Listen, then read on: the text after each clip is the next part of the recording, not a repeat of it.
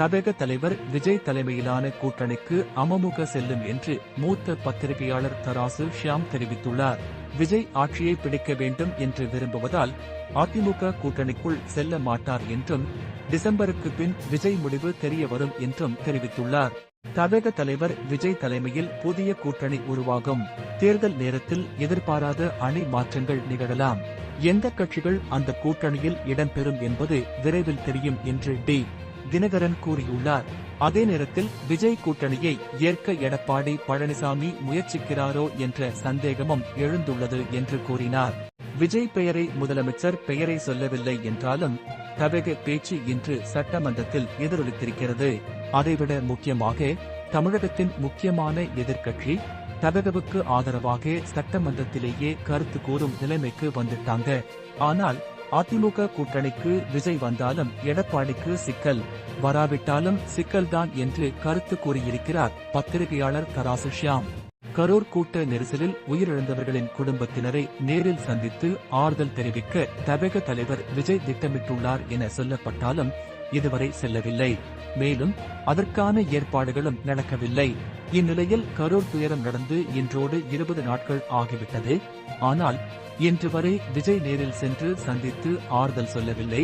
அவர்களுக்கு நிவாரணத் தொகையை கூட வழங்கவில்லை என திமுக ஐடி விங் கடுமையாக விமர்சித்துள்ளது.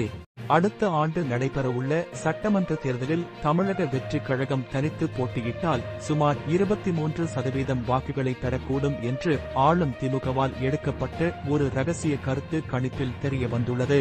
தி பிரிண்ட் செய்தி நிறுவனத்திற்கு கிடைத்த இந்த சர்வே முடிவுகள் தமிழக அரசியல் களத்தில் தமிழக ஒரு வலிமையான போட்டியாளராக உருவெடுக்கும் என்பதை பதிவு செய்துள்ளது. இதுகுறித்து மூத்த பத்திரிகையாளர் மணி தன்னுடைய கருத்தை தெரிவித்துள்ளார்.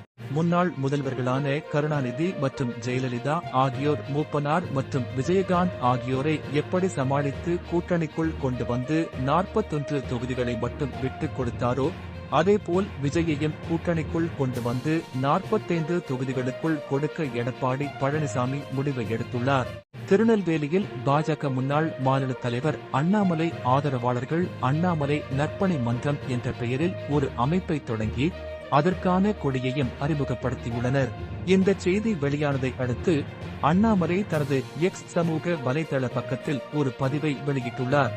ஆளுநர் ஒரு பாஜக RSS உறுப்பினர் எனவும் இந்திய ஒன்றியத்தை ஆளுகின்ற பாஜக எந்த மாநிலத்தில் அதிகாரம் இல்லையோ அந்த இடத்தில் அவர்களது ஆட்களை அமர்த்தி எந்த ஒரு நலத்திட்டத்தையும் நிறைவேற்ற விடாமல் தடுப்பதாக நாம் தமிழர் கட்சியின் தலைமை ஒருங்கிணைப்பாளர் சீமான் கடுமையாக விமர்சித்துள்ளார். சமீபத்தில் அமித்ஷா பேசிய பேச்சு எடப்பாடி பழனிசாமியை கடும் அதிர்ச்சியில் ஆழ்த்தியுள்ளது.